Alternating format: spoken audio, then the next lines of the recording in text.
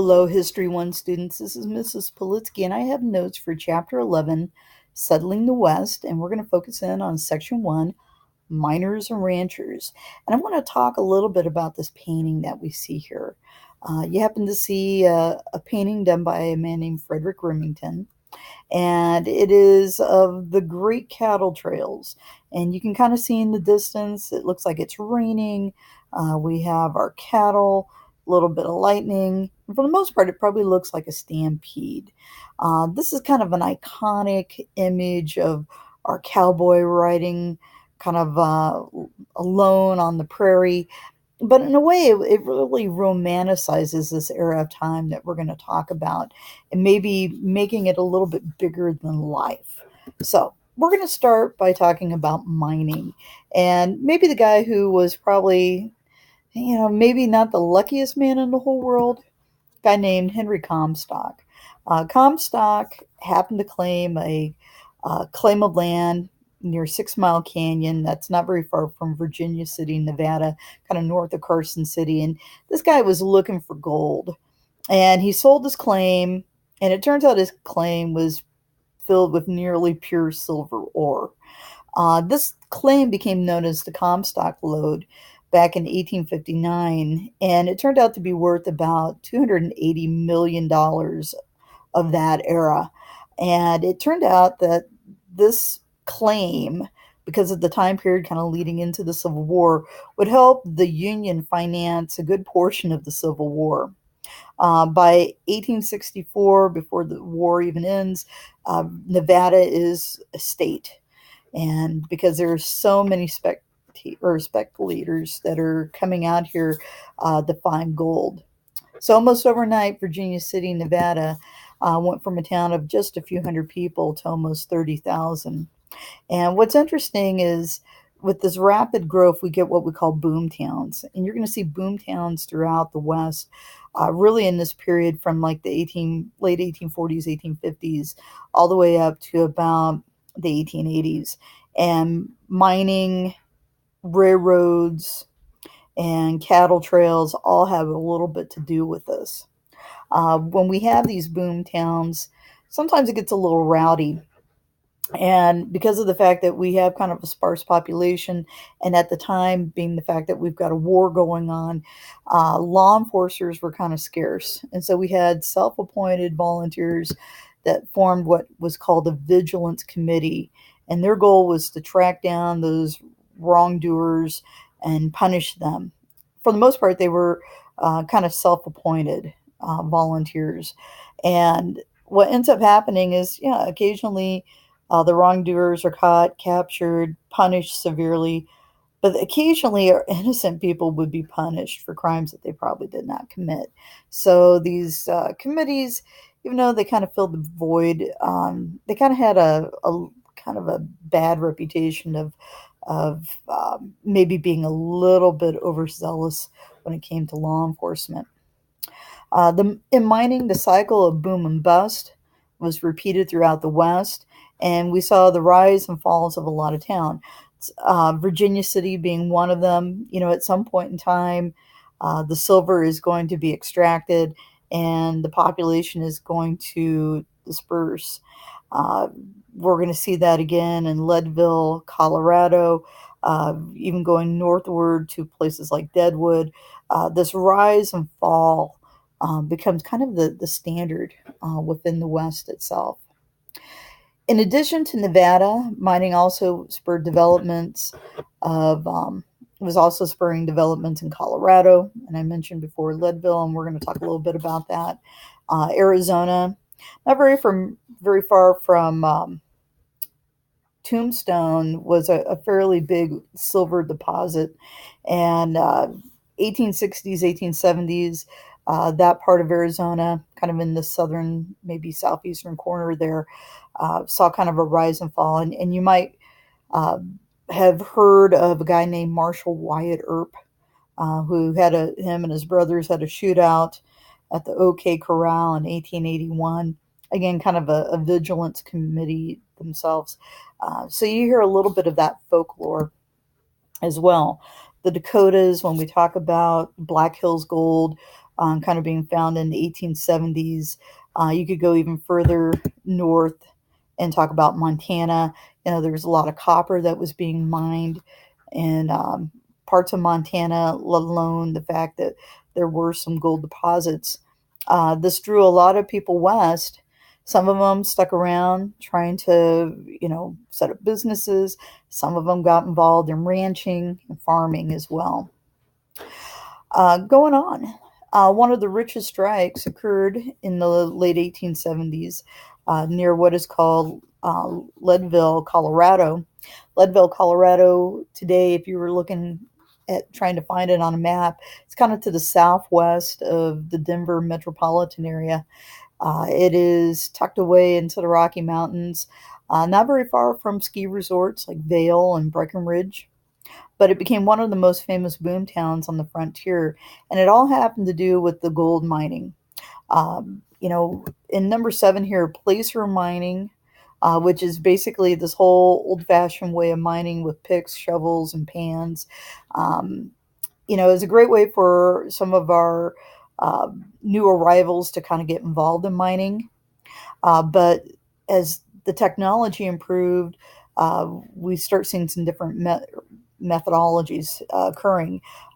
There was at some point in time a slough type of mining, which is basically where you create an artificial channel of water and you use a system of valves and gates to regulate the flow so you can separate the heavier deposits from that of just, the mud and muck. So that's wonderful, but probably the more damaging and probably maybe getting to better results is something known as hydraulic mining. And for the most part, you're going to use high pressured water against the hills, like you see in the photograph below. And what you're going to do is you're going to use that to erode away the land or the soil so that you can extract the gold or the silver. And what we find is that it did cause a lot of environmental issues. By the 1890s, we had courts that had ruled that the only way that you could use hydraulic mining is if there was a guarantee by the mining company to replace some of the eroded soil after the minerals had been extracted. What we're going to see probably more in recent years is using kind of strip mining, and what you get is like an open pit. And if you travel throughout the West, places like Arizona and Utah and Montana, you still see examples of that type of mining that's still being done to this day. Some settlers began raising cattle on the Great Plains, and just so you understand, the Great Plains would be basically from the 100th meridian or line of longitude west towards the Rocky Mountains. In terms of like Nebraska, that would be about the city of Cozad to the west, to the Rockies. And kind of the big quality that you see happening in that part of the country is that you have a scarcity of water. You have very tall types of grass that are very tough to eat. And so you have to find the right type of livestock. Buffalo seemed to be doing very well. They were thriving on the Great Plains for years. But down in Texas, and part of this was because of the Spaniards and what they introduced to the land. We had a form of cattle that was introduced by the Spanish. Over the generations, they kind of morphed into what would be known as the Longhorn. They were kind of rangy looking, kind of lean cattle, but they could survive on that tough grass. And so it made them thrive. Matter of fact, by the time we get to about the end of the Civil War, 1865, there's roughly 5 million longhorn cattle that are kind of roaming the grasslands of West Texas. So the cattle ranching industry grew in part because of the vast areas of grassland owned by the federal government. And this government land was sometimes referred to as the open range. For the most part, ranchers could graze their cattle free of charge. The deal is that you saw lots of herds of cattle. To make sure that cattlemen could identify their cattle, you started seeing things like branding and such. So as the war ends, there's a demand for beef. And some of this had to do with what was going on during the Civil War. Some of our biggest battles were taking place on the East Coast, and as a result of that, a lot of the cattle that were in that part of the country had been bought and sold and basically slaughtered for feeding troops during the war years. And so there was a demand to get more beef west or from the west to the east. And as a result of railroads being developed, it made it profitable for the longhorn cattle to be brought up from Texas to the different railheads that you would see in places like Kansas and Nebraska. And so we started a whole new industry. One of the things I want to point out is, in Nebraska itself, um, 1860s, we're starting to see kind of the birth of the railhead communities. But really, the big destinations for cattle were places like Sedalia, Missouri, which is kind of to the east of Kansas City, Abilene, Kansas, which is kind of to the west of Kansas City, Ellsworth, probably more famous, Dodge City. All these were big cattle towns. But as the railroads grew, even communities north of there, such as Omaha and Schuyler and Kearney, North Platte, Ogallala, became major sites for cattle to be brought to and put onto the railheads. And part of this was because of the fact that the railroads had reached these communities. A community like Schuyler, Nebraska, between 1870 and 1872 was a booming community. By this point in time, the Union Pacific Railroad had gone through the community. There were huge stockyards for the cattle to be brought to. It was definitely one of these boom towns on the Great Plains at that period of time. Probably more noted is places like Abilene, Kansas, and Dodge City. But going back a little bit in time, in 1866, um, you had roughly 260 cattle that were brought to Sedalia, Missouri, and they were sold for roughly 10 times what they could have gotten in Texas. And so for cattle men and owners, this was the big incentive to get things moving. The Chisholm Trail, which for the most part goes to places like Abilene and it would go further north up to Schuyler, Nebraska, became really one of the major network lines for the cattlemen. And roughly about 1.5 million cattle traveled this line. Um, a lot of cattle that was brought up was unbranded, and those cows were, for the most part, called Mavericks. A lot of times they were rounded up by different ranch hands that were riding the long drive, and they would be divided up at different times. Roughly, you could have anywhere between 2 to 5,000 head of cattle during some of these major drives that were what we would be calling Mavericks that were unbranded at that point.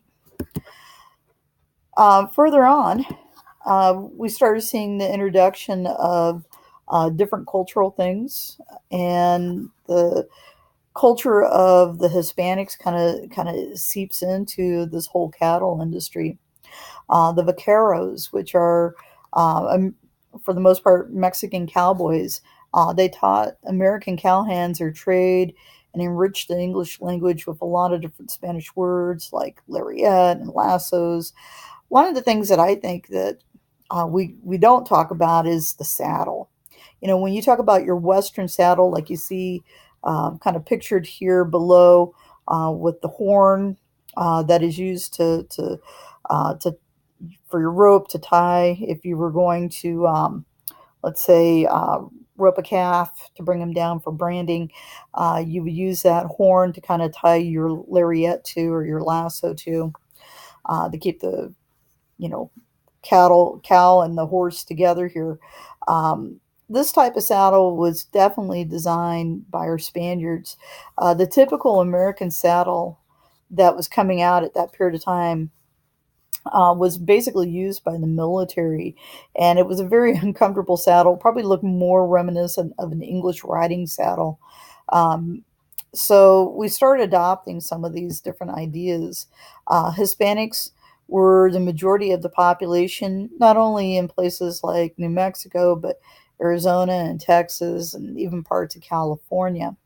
And, as things go on with ranching and settlement of the West, this whole notion of settlement becomes kind of a battle between those people who have been kind of living on the open range and kind of living this kind of open and free life to the whole notion of property ownership. And we start seeing the introduction of barbed wire. And at some point in time, it's going to lead to some challenges in the state of New Mexico. Eventually, you're going to have uh, basically American ranchers who are fencing in their property and Hispanics who had been living on this land for many generations butt heads. In 1889, we had the Los Garros Blancas, or AKA the Whitecaps, um, basically, for the most part, raiding a lot of the English or American ranches and homes.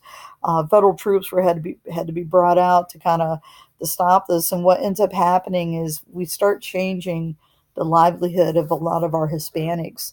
Many of them who had kind of lived these open lives on the plains are being forced into cities. And in a lot of our communities, such as Albuquerque and El Paso and even Los Angeles, you get into these neighborhoods called barrios, which are predominantly Hispanic neighborhoods, but they're also neighborhoods that, for the most part, kind of were segregated as a result of that. Thank you very much.